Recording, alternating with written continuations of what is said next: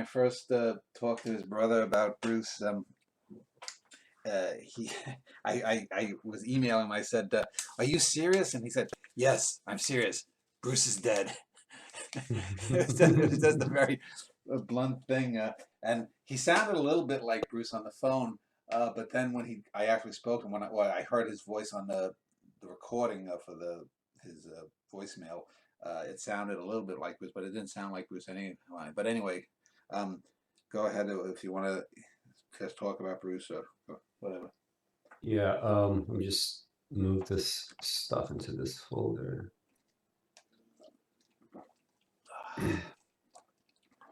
Yeah, so I mean, I wasn't really so much in personal contact with Bruce Ario, right? He was Ario. They pronounce it like an Ario. Ariel, Ario.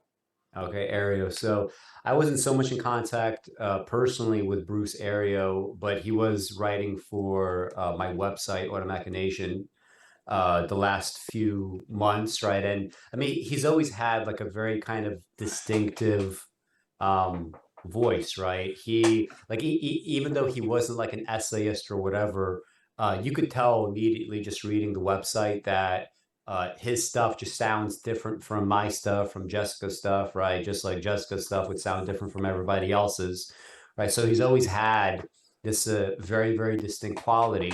And the first time that I talked to him like over videos when we did that show last year with the healthcare show and all that stuff that was going on in the winter in Texas.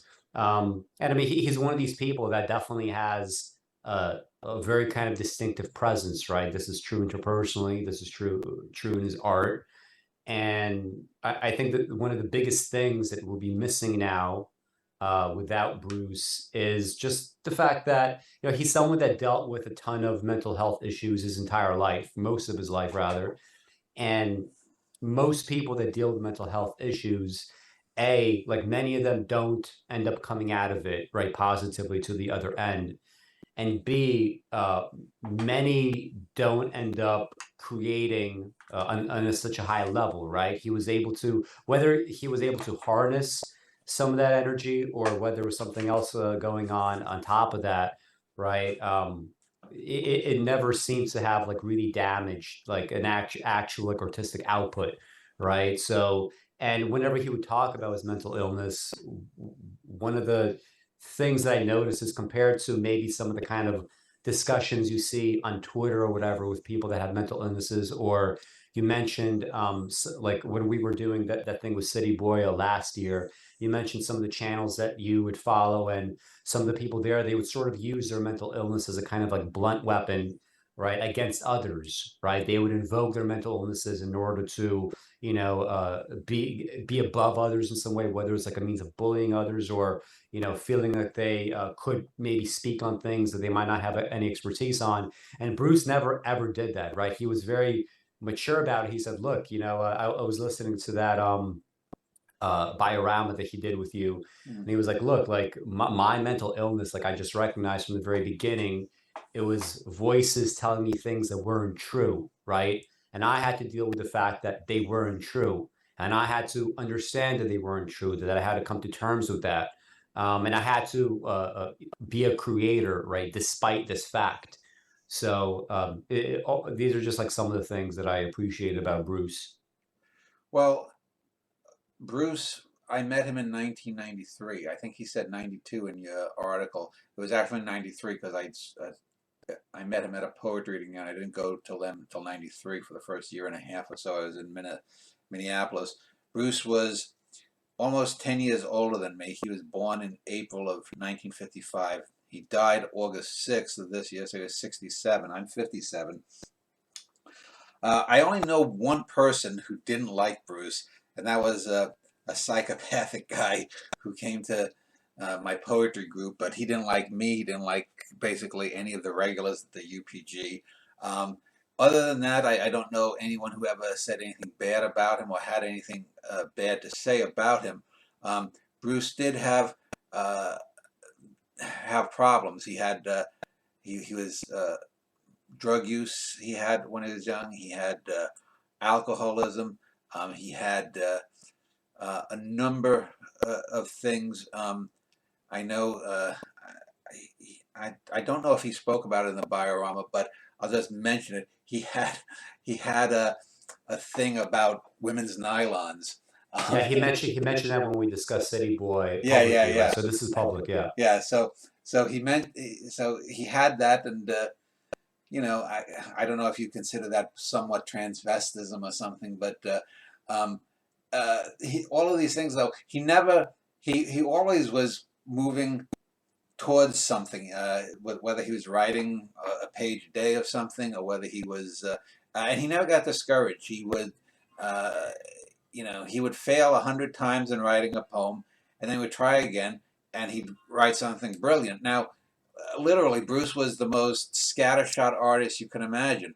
I mean, he was born in 1955. Remember, he started out a chapter in a book of his, not City Boy, but another book that he sent that it started with something like, she was an attractive negress. And this was written in like 2001 or 2002 or whatnot. I said, Bruce, it's probably best to not be calling black women negresses.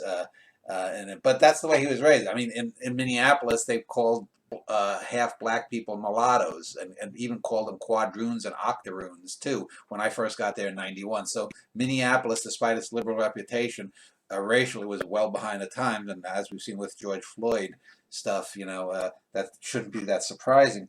But he was always he was indefatigable in some ways. There's a video that Jessica had found of him working at his church, doing a little 2 or 3 minute video for the United Methodist Church, and it's one of those sad things that he never found the love in the sexual sense. I mean, not that I think he had a few girlfriends here or there, but he never found that long time love. He never was able to reproduce, and I think he was smart enough. I think he once told me that he didn't really want kids after he got through the stuff, but he wanted to have someone to share life with, and he's one of those people that never happened for. There were a few other people in the Minneapolis art scene of the 1990s, the early O's, that I'm glad that they didn't find someone, because they were not particularly people who were stable or good people. But Bruce was, and he was always there. Now, I do remember one time there was this. We used to have the Uptown Poetry Group at a place called the Steeple People, and one time the owner of the Steeple People towed Jess's and my car, even though we had gone there many times, and that was the last time we went there, and Bruce was scared to say anything to this guy. I forget the guy's name. He had a weird name who owned the place, but I didn't really hold it against Bruce. Bruce was not the kind of person who would put himself in any kind of situation where he could be exposed to some kind of, I guess, retribution or whatnot. But by the same token, he was someone who would go out, and he worked with his church.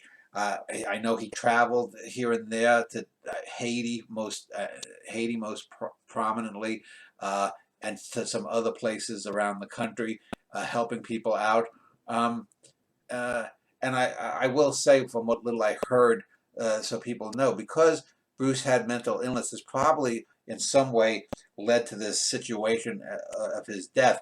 Not in the actual death, which, from what I was told, he fell in his bathroom and hit his head on the bathtub, and presumably, hopefully, he knocked himself out and didn't suffer that much. And then he didn't show up the next day, Sunday, for his church duties, and then the day after that, he didn't show up to work, and that's when people were alerted. Now, he did have, apparently, and this upset Jess as much as the death, that he didn't take particularly good care of himself physically, and didn't take care of his apartment. Apparently, the apartment was very dirty, and there were apparently people that were called in by the owner of. He had his condo, but the owner of the building apparently called some people in to clean things up because there was a stench. So you often hear about the crazy old cat lady, or people as they get older, they just I wouldn't say lose touch with reality, but um, he wasn't aware of the surroundings he was in, and it's unfortunate um, uh, that it ended that way for him. Um, but looking at the scope of the life, the last 29 years, almost 3 decades that I knew him, um, he was someone that brought so much positivity into the world. Not to mention some great art. City Boy is a great novel. It's the only work of fiction of his, of prose, that's really worth any appraisal and study. He probably has maybe 2, 3 dozen great Ario poems, his own 10-line form of 3, 3, 3, and 1. I know you have a poem that you wrote in an Ario form, and we can talk a little bit more about that when you read it. So, I mean, hopefully people like me and you and Jessica and others that knew him, hopefully as time goes on, who knows I know you have in the back of your mind wanting to someday start a press. Bruce Ario's collected poems and his I'm his literary executive too. His collected poems or selected poems and his re-releasing City Boy. It's with some publisher. I've got to find out who that bowdlerized. Jessica made a statement once. Bruce, I think he was talking to Jessica once on the phone or something. It might have been on the phone, and he said something to the effect like, "Yeah, I don't know how they." City Boy, instead of being one word, was changed to two by this public. I don't know how I let them talk me into it. Jessica said, they used words, Bruce. They used words. And so, I thought you said that, but I mean, it doesn't matter. no, but yeah, and so he always wanted to please people, and sometimes to his detriment. And there were people who took advantage of him. This person I won't name, who didn't like him, tried to take advantage of him. He didn't, but he took advantage of some other people. But anyway, that's sort of my, for anyone who's never seen Bruce Ario, maybe when you do your piece, you can link to the Biorama thing too, as well as maybe the 1 or 2 interviews you did with Bruce. Yeah, yeah, and it's one of those strange things, right? If near the end of his life, he was maybe in some ways not totally aware of his surroundings. Like you can't though really say something like divorced from reality because I mean he continued to write well. He sent you some great arios like just within the last few years, right? When he spoke about his mental ills, he was like, "Oh, Alex, like, can you put this a note in front of your video so that people don't get the wrong idea that I'm not glorifying anything, right?" He's very aware of those things, and even interpersonally, I remember like a couple of months ago, he sent you an email, something along the lines of, Dan, like you've always encouraged me, like you've always done these things for me, and you saw my talents when everybody else had written me off, right? So he was able to understand these things about himself. He was able to see positives in other people, right? He would send me emails and he would, continue to try to reach out, but he would always, consistently give back, right? He's even though I've never actually physically met him outside of these kinds of interactions, he strikes me as probably one of the kindest people that I've ever met in my life, right? That I've ever known. Um, and And the thing so is too, I mentioned, and I mentioned it to Jessica. There have been people that have asked my help in the past, and I've tried to give it to them. And then one way or another, they don't want it or they reject it, which is fine. That's their way to do it. But Bruce would listen, and then he'd listen to someone else, unfortunately, and sometimes screw things up. But there was an appreciation to being heard there, and that would be one thing if I just said that. But like I've said and you just said, he was able to write of quality. It's I did a play recently on Hazel Hall. I did 4 poets plays, and I'm probably going to do a run of other poet plays, probably James Emanuel and Weldon Keys and a few others on my mind, along with some historical plays. But uh, Bruce was at his best if you edit it down to his top 40 or 50 poems.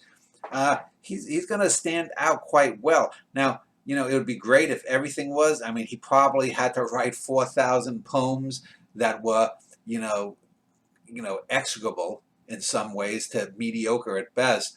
But those top 30 or 40 areas that he wrote, and maybe a handful of non-areas that he wrote, um, are a legacy that he was mentally ill. Hazel Hall was a paraplegic, so she's become sort of a heroine in a minor sense for people like that. People in Oregon know that. Bruce would probably be considered a regional writer. He was very much about Minnesota. But that doesn't mean that you can't write something great. The novel City Boy, and if his family ends up sending me some other stuff, it'll probably take a year or two of my going through it in between my own works to sort it out, and then maybe make a selected poems or selected arios or something. And the ario form is a form. It's a free verse form, but it's in its own way as powerful as the sonnet form, any of the sonnet forms. And well, you're looking for your area there. You're going to read it. No, I'm actually looking at his poems. Because so like I got this email from Dan that Bruce had died just a couple of days ago, right? And the first thing I did was I went to the Cosmoetica website and I printed out his interview right with you. I printed out all the poems that were available of his on the site, and I spent like the night just kind of going through it, rereading. Um, because I want people to like understand the following, like people that are fans of the channel, they might already know this, but maybe people that are watching this in the church where this is being played, or maybe some of his relatives, um, maybe they don't truly understand what we mean when we say that at his best he was a great writer. But I mean, he really was, right? We're not just saying this because we were friendly with him or because he contributed to our respective websites or channels or whatever. I mean, at his best, he was truly a great poet, right? And this is, I'm sure, the way that he himself would want himself to be seen, right, after he was dead, right? This is the legacy that he wished to leave behind. It wasn't, to the extent that he was helping out people in his church and he was doing a lot of just like wonderful community work. All that is fine, but I think long term he also really wanted to be seen as someone that was valuable, right, in the literary space too. And I really hope that people watching this will take the time to read some of some of these areas, right, read some of this work, go through some of these interviews, and try to understand why we're saying what we're saying, and that we're not just talking words. I mean, let me give like one example of something that he wrote, right? So this is a poem called Pickings, and for anybody listening, I'm going to have each of these poems appear on the screen so that you could also read it. So it's called Pickings, and this is in the aerial form, right? We have 3 lines, 3 lines, 3 lines, and then a final line, and these are all kind of like discrete units that have like a sum total. Sensitively rendered ones are good, and the unexpected ones as well. I especially like bright, shiny ones. Oftentimes, I must stoop to get them, or grasp them out of the air. But that's hard if it's windy. Some graciously appear of their own right, while others are dug out, pulled, stretched, or excavated. It's the getting I'm after, right? So, we have this gradual buildup, right? He could be talking about poetry, he could be talking about thoughts, right? He could be talking about something else altogether. Each of these lines ends, and he doesn't do this that often in his poetry, but each of these lines ends in a period, right? So everything is this kind of, equally weighted, discrete little unit. And, it's this kind of like end process, right? Most artists, unfortunately, don't think in these terms, right? It's the getting I'm after, right? It's the process of. If you understand that it's the process of, the gulf between you creating art that is not so good versus very good and great might not be as intimidating as it seems if you sort of give yourself into this kind of like gamified process of creating art, which Bruce did a lot of. Yeah, Um, Bruce is not a Henry Dodger type. He's not someone who just stayed holed up like in his own little apartment and wrote this, 20 million word fantasy shit where he was copying other people's words and copying other people's art and put it together. And just because he's mentally ill, let's make a documentary and make him famous as a what I guess you'd call found artist or a street artist or whatever Hmm. want to call him. Bruce was actively engaged in the world, and I know Jessica. There's a poem. I've got to find it. Jessica, there's a poem where he talks about the moon, and it ends up from the words from there to there, how the moon Yeah, shifts and how. I have it here. I'm going to read Oh, that oh too. yeah, Yeah. yeah. And the thing with City Boy, I'm hoping that I'm hoping that I'll, there'll be a copy of the City Boy file somewhere in the digital assets from 1999 before Bruce screwed it up, because Jessica remembers some of the endings that Bruce blunted down because again he listened to people who didn't know a fucking thing about art, and it's a shame.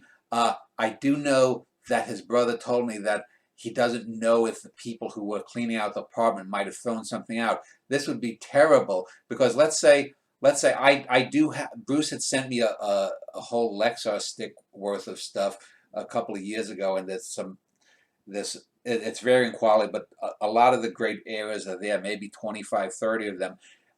It would be a shame if another 25 or 30 had been written and in his own lapse, his own laxness in saving things. It was he only had printed copies, and some cleaner came and cleaned it out. This is why it's important. And when I die or before then, I'll probably look to you to be my literary executor. James Emanuel didn't do it, as far as I know. And I'm. It's one of the things for artists. Prepare, realize that your own work hopefully should uh, go beyond you, survive you. Bruce, Hmm. because Bruce, I think, was so much into the everyday, he didn't do that. Yeah, he did it to an extent. As I said, he sent these things to me, so he had some awareness. Hopefully, there's some other hidden gems out there, or in Hmm. there. Yeah, I mean, yeah, I was, I'm interested in seeing what you find, right? Just to see what it would be like to put everything together. So this is the Ario about the moon, and I remember this was like sent back in what 2016, 2017. So this was fairly recent, right? Right, it seems to be. Yeah, yeah. Just as it was, the moon isn't quite the way it was last month. It was over there and it seemed lighter in the sky. But I'm on the same bus bench as I have been for some time now, whether tonight or the last 30 years. Change seems so difficult, genuine change. Anybody can change clothes, but few can move the moon from there to there. Yeah, and it's a simple idea of a paradox, someone living in their own world and something has changed within them. Uh, it might not be the physical moon that he's seeing differently, or maybe we are looking from the speaker's eyes. It's not necessarily Bruce, but um, it's those little things that I will tell you, at his best, Bruce Ario is the equal of Hazel Hall, who's someone I have championed at her best, being the equal of Emily Dickinson. Now, of the 1,800 or so poems that Emily Dickinson wrote and published, she has, I would say 15, 20, 25, maybe you could argue 30 great little poems. Um, but Bruce has at least that many as well, and maybe he wrote two or three times as much as she did. I don't know, um, but but if we're talking at the peak, the best things that he wrote, he's up there. I At his best, he's not up there with a Walt Whitman. He's not up there with a Wallace Stevens or a Hart Crane or these more technically gifted wordsmiths.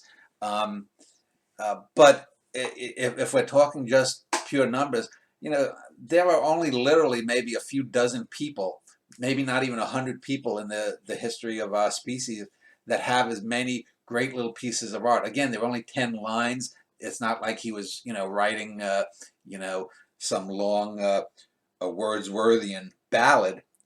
Uh, but he probably has as much, as many great poems as Wordsworth did. Maybe not as many uh, words, as Wordsworth had in his best poems, but he probably doesn't have the dead spots either that Wordsworth sometimes has, even in something like Tintern Abbey. Um, but yeah, so and the thing with the thing with the Ario and with your poem that you're going to read, we were talking about it or mentioned it, is that you can write excellent poems in that 3-3-3-1 free verse style, but the thing that made an Ario great, and I think one of his airs, the best ones, was when virtually every line had a cliche in it, but it constantly was like each cliche put a different spin on the cliche before and uncliched it. Mhm. I didn't find that in what he sent me. I'm going to have to go into a deep dive over the next couple of years. Hopefully that poem isn't lost. But the general area was each of the three stanzas, there'd be a setup, there'd be some action, there'd be a seeming little resolution or come to, and then the last line almost had a Twilight Zone little spin on what was there, and it Mhm. wasn't just that it was different, and it just wasn't deliberately just to put a spin on it, but in Bruce's own mind there would be that Keatsian negative capability. Something he would just smash these two things together, and it would be unlike anything else. And I've tried. I wrote probably a handful of Arios, and they were good to very good, maybe even excellent poems, but they weren't Bruce Ario Arios. Bruce Yeah. Ario was the creator and the master of the Ario Yeah. at his best. And when I read my aerial that I wrote yesterday, actually, I'm going to get into like maybe why that is, but I have one more aerial that is my favorite one from Bruce, at least of the ones that I've read. And this I also remember sometime in the last few years, right? And this kind of speaks to that Keatsian negative capability, right, at the end, right? Total like twist on what came. And also some of these cliches that he just twists and plays with line by line. It's titled Where Has It Gone? Burning up the calendar like a gas guzzling SUV, I look over my shoulder, realizing no ultimate politeness will bring back the summer, and I could have never saved even a blade of grass to blow a whistle, stop the game. No, no, it's time to gather poles. Right? And I mean, just with that last line, right? There's different ways you can interpret it. Immediately, what comes to my mind is this idea of we're gathering things that maybe don't necessarily belong together. We're going to make them work in some way, right? This is a nice metaphor for some of these final lines that he has in his poetry. But and the whole thing is just so And what was it? unbelievable. Gathering bulbs or gathering poles? Poles, Yeah. And poles. the interesting, he brings in the blade of grass, which obviously has the Whitman-esque thing there. And Mhm. I can tell you that's one of the things. This is where the negative capability comes in, because that opens up a vista. I can tell you, Bruce probably wasn't aware of that. He wasn't harking back to Whitman deliberately, probably there. But that whole thing puts the reader in a state of mind uh, that that there's something grand that possibly could come, which sets up that final twist at the end there. And so it's someone I probably, maybe when I'm old, if I get a chance and I'm not that able to create anymore, if I'm 85 or 90, maybe I can do a deep dive analysis of Bruce's aerial form and why this area works, that doesn't work. But there, you see that even though Bruce probably didn't intend it, you can see where things seep in to art and from other art, even if the artist is not aware of that. Yeah. Um, yeah, I mean, even if there's none of that sort of, uh, uh, it's still kind of like visceral, semi-awareness, you could say, right? If you read enough poetry, if you've written enough poetry, some of these things just kind of like make sense, even if you don't know necessarily that something works, right? I can imagine him in situations where he just puts something together and it seems like it really works to him, and then he sends it to you, for that critique, like, okay, is this worthwhile? Is it not? Right? There's still something working there in the background, and over time, right, the more that you read, the more that you write, these instincts, right, they do become honed, right? He is somebody that continued to write well, right? No matter how old he got, right? He still continued to do things well. So I'm going to read now my Ario that I wrote yesterday. So two days ago, when I first saw the email from Dan, I came home and I saw it. I was like, I couldn't believe it. Like I said, I printed out all the poetry of his online that I could find, his interviews, and I was just spending the whole evening with that. When I went to sleep, he was the last thing on my mind. Uh, when I woke up, first thing on my mind, as I was taking this like long walk, it was like 90 minutes or so, and just like these like thoughts started coming to me, like, okay, well, I could write an Ario, like perhaps maybe not in his style, but maybe in my own style, right? Um, and these lines started coming, and then sure enough, when I got home from my walk, I just sat down and I started writing them down. And again, these are going to appear right on the page. So, like when I was walking, like the main thought that I had was like, all right, I'm going to have to come home and I'm going to have to like change because he's contributing to the website. I'm going to have to like change his bio, right? It was like a simple one-line bio. I'm going to have to change is to was. Mm. And this like struck me as like very kind of sad. So that's what I went with as I was walking. This is the thought that was through my mind. So I titled it "Adding a Small Biographical Note Under the Author's Name for Bruce Ario. I should hate to bruise that button every time it pushes me to change tenses.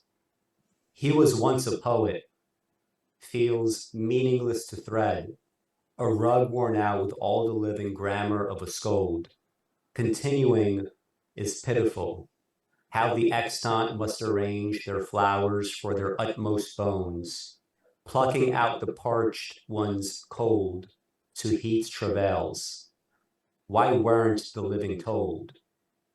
Right? And when I sent this to Keith Jackowicz and I sent this to you, both of you actually had the same exact response, which was, this is good poetry, but it doesn't have the Ario feel, right? There's something very, very distinctive about Bruce's poetry, right? And it makes sense, right? If you're going to be a great poet, if you're going to be a great artist of any sort, it's not supposed to be easy to just imitate your feel, your style, even if you could do let's say great poetry in a form that's created by this poet or whatever. It's still not going to have that same feel, right? Nobody, for instance, has done free verse that feels more or less like Walt Whitman's, right? That's not to say there hasn't been equally great free verse written since then. There has been, but it doesn't read like Walt Whitman. Just like these Arios, you could have the structure, you could have the form, you could even have some of the thematic conceit, some of the content could be the same, but it's going to feel different, right? It doesn't have that Bruce spirit, right? I think Keith said something like, he definitely has this sense that Bruce like embodies like the entire spirit of a poet, right? He has like a poet's soul, is what he said. And it may sound like kind of trite to say, but it's also kind of true, right? There's something very much like that within him, right? Whereas like if you talk to Dan, right? Dan is more street. He could start cursing. He has these things that seem kind of inelegant in the poetry, even if they're good, right? But there's a kind of elegance to Bruce that I'm glad will still be in the poetry. Well, it reminds me of the old saying, is a memory a thing that you have or a thing that you've lost? And it's actually both. And that's the thing. We may have lost Bruce Ario, the person, since we were talking of personhood. The person of Bruce Ario is gone, but the mind and the art and the essence of Bruce Ario is the words. Every artist becomes their art. Shakespeare is not the stiff that's under Avon. Um, Orson Welles is not uh, the the debonair debauchee that made films on a shoestring budget mostly, uh, and on and on. So, when an artist is dead, a lot of the hate dissipates. Jessica's always saying maybe people stop hating you once you die, meaning me. And so now Bruce is.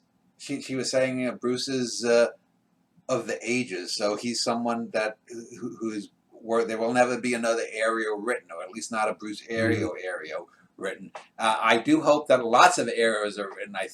Yes. I think that a lot of poets, not just people with mental or addictive personality stuff, uh, you can learn a lot from Bruce. And he was a good man. He was at his best a great poet. And I don't know if there's anything more that's vital to say about him. Yeah, I think we could end it here.